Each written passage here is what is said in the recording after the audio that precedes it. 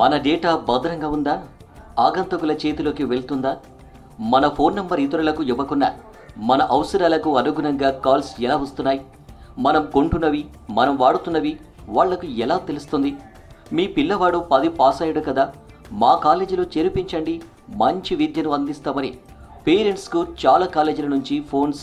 అరే, మా పిల్లాడు 10 పాస్ అయింది, వాళ్ళకెట్లా తెలుసు? మేము ఎవ్వరికి నంబర్ ఇవ్వలేదు, మాకు ఫోన్స్ ఎట్లా వచ్చినట్లు అని అర్థం కాని తల్లిదండ్రులు చాలామంది ఉన్నారు. ఇక మీకు ఏదో అవసరం ఉండి మెడికల్ షాప్కి వెళ్ళి ఓ ట్యాబ్లెట్ తీసుకున్నారు అనుకోండి, ఆ మరుసటి రోజు మీకు ఇంకో కంపెనీకి చెందిన మెడిసిన్ చాలా మంచిదనే మెసేజ్. అరే, నేను ఈ జబ్బుకు టాబ్లెట్స్ వాడుతున్నానని ఆ కంపెనీకి ఎట్లా తెలిసిందని ఎంత ఆలోచించినా బుర్రకు తట్టని వాళ్ళు చాలామంది ఉన్నారు.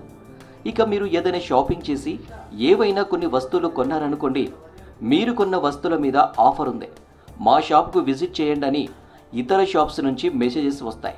అరే, నాకు ఈ వస్తువు అవసరం ఉందని, నేను ఇవే వాడుతానని ఆ షాప్ వాళ్ళకి ఎలా తెలిసిందనేది చాలామందికి డౌట్గానే మిగిలిపోయింది. ఇలాంటి అనుభవాలు ఈ రోజుల్లో చాలామందికి ఎదురైనవే. బ్యాంకుల నుంచి, వివిధ వాణిజ్య సంస్థల నుంచి మనకు అనునిత్యం మీకు లోన్ కావాలా, మా వెంచర్లో ప్లాట్ తీసుకుంటారా అనే మెసేజెస్, ఫోన్ కాల్స్ రావడం సర్వసాధారణమైపోయింది.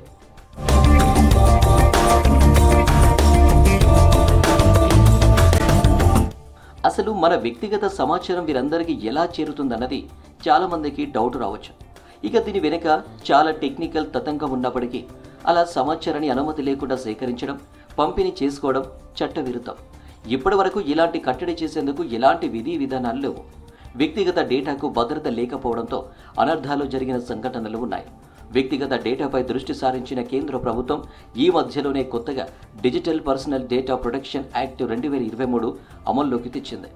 దేశ పౌరుల డిజిటల్ హక్కులను బలోపేతం చేయడంతో పాటు వ్యక్తిగత సమాచార దుర్వినియోగానికి పాల్పడే కంపెనీలపై చర్యలు తీసుకునేందుకు వీలుగా digital personal data protection bill 2023 తీసుకొచ్చింది కేంద్ర ప్రభుత్వం. గత బడ్జెట్ సమావేశాల్లోనే చట్టానికి పార్లమెంటు ఆమోదం లభించింది. వ్యక్తిగత సమాచార గోప్యతను ప్రాథమిక హక్కుగా గుర్తించాలని, ఆన్లైన్ వేదికలు పౌరుల డేటా అనుమతి లేకుండా వినియోగించుకోవడాన్ని నిషేధించేలా చట్టం చేయాలని 2017లో సుప్రీంకోర్టు ఆదేశించడంతో కేంద్ర ప్రభుత్వం ఈ చట్టాన్ని చేసింది. భద్రతా కారణాల రీత్యా పౌరుల డేటాను వినియోగించుకునే అధికారంలో కేంద్ర సంస్థలకు కొంత వెసులుబాటు కల్పించింది చట్టం.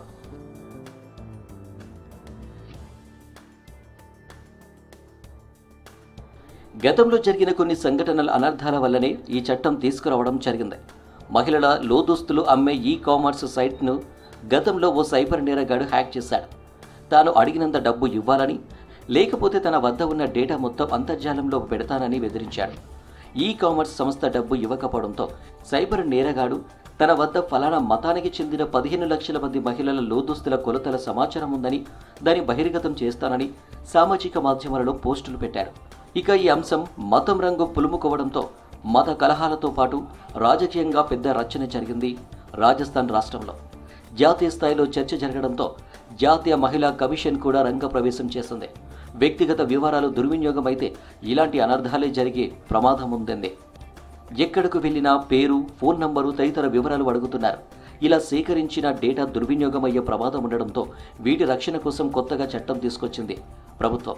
చట్టం ప్రకారం డిజిటల్ యూజర్ల డేటా గోప్యతను కాపాడలేకపోయినా సమాచార దుర్వినియోగానికి పాల్పడిన కంపెనీలపై 50 కోట్ల నుంచి గరిష్టంగా 250 కోట్ల వరకు జరిమానా విధించే అవకాశం ఉంటుంది. ఈ చట్టం అమలు కోసం ప్రత్యేకంగా data protection board of India ఏర్పాటు చేసింది ప్రభుత్వం. 250 కోట్ల వరకు జరిమానా విధించే అవకాశం ఉందంటే వ్యక్తిగత డేటా భద్రతకు చట్టం ఎంత ప్రాధాన్యం ఇచ్చిందో అర్థం చేసుకోవచ్చు.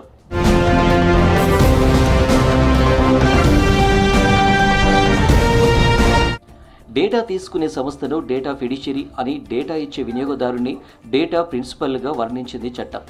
వినియోగదారుడి అనుమతి లేకుండా డేటా తీసుకోవడం కొత్త చట్టం ప్రకారం నేరం. ఒకవేళ అలా తీసుకోవాలంటే అందుకు కారణాలు వినియోగదారునికి ఖచ్చితంగా చెప్పాల్సిందే. ఎందుకు తీసుకుంటున్నారు, దీంతో ఏం చేయాలనుకుంటున్నారు అనే అంశాలను స్పష్టంగా వినియోగదారుడికి చెప్పాలని సూచించింది చట్టం.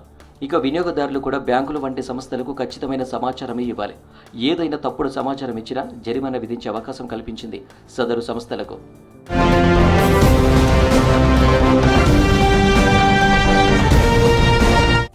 ఇక 18 ఏళ్లలోపు వారి వివరాలు తీసుకోవాలని సంస్థలు భావించినట్టయితే ఖచ్చితంగా వారి తల్లిదండ్రుల అనుమతి తీసుకోవాలని పొందుపరిచారు చట్టంలో. తీసుకున్న డేటాను సురక్షితంగా కాపాడుకోవాల్సిన బాధ్యత సంస్థలదే అని స్పష్టం చేశారు. తమ సర్వర్ నుంచి డేటా బయటకు పొక్కిందని సదరు సంస్థ గమనించినట్లయితే ఆ విషయాన్ని వెంటనే సంస్థ ఎవరి వద్ద నుంచి అయితే వివరాలు సేకరించిందో వాళ్ళందరికీ, ప్రతి వినియోగదారుడికి ఆ సమాచారం ఖచ్చితంగా చెప్పాలని, లేదంటే 200 కోట్ల జరిమానా విధించే అవకాశం ఉంటుందని చెప్పింది చట్టం. ఇక పిల్లలకు సంబంధించిన సమాచారం బయటకు వెళితే అందుకు కారణమైన సంస్థకు 200 కోట్ల వరకు జరిమానా విధిస్తారు.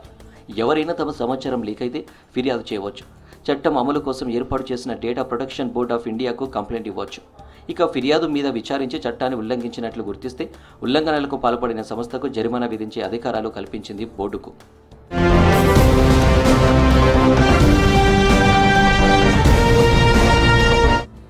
డేటా ప్రైవసీ అనేది ప్రతి ఒక్కరి ప్రాథమిక హక్కుగా గుర్తించి కేంద్రం చట్టం చేసిన దానిని కఠినంగా అమలు చేయాల్సిన బాధ్యత ప్రభుత్వాలదే. ఇక వినియోగదారులు సైతం తమ డేటా విషయంలో బాధ్యతగా వ్యవహరించాల్సిన అవసరం ఉంది.